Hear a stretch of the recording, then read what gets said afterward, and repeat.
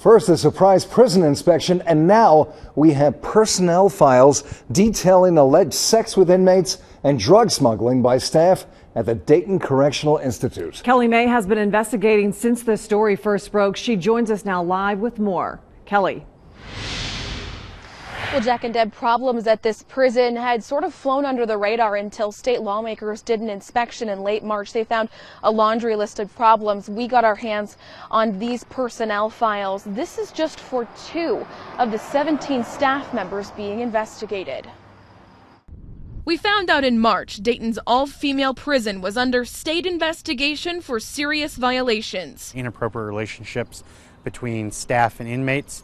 As well, there were allegations that inappropriate materials, cigarettes, drugs, alcohol were being brought into the prison by the staff. Representative Niraj Antani, one of the legislators on the surprise February inspection, what he saw led to that full investigation.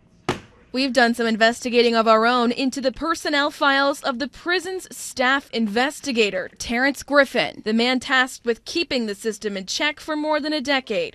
We've learned he was part of a chain of prison staff disciplined, accused of letting illicit drugs slip through in the form of 3 Musketeers candy bars.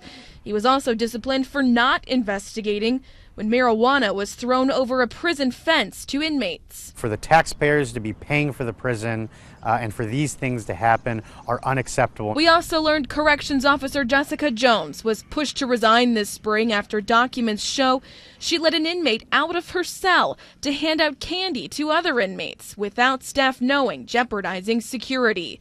Jones' records also show an alleged sexual relationship with another inmate that continued after that inmate was released from the prison. Antani hopes exposing the allegations will add pressure to change the system. They told me that this was just the start, that they take all of the allegations seriously, and that these problems hopefully will be solved soon enough. Now, we're still waiting on the employee records for the other staff members being investigated. This is something we're going to keep on, of course, to keep your state money accountable.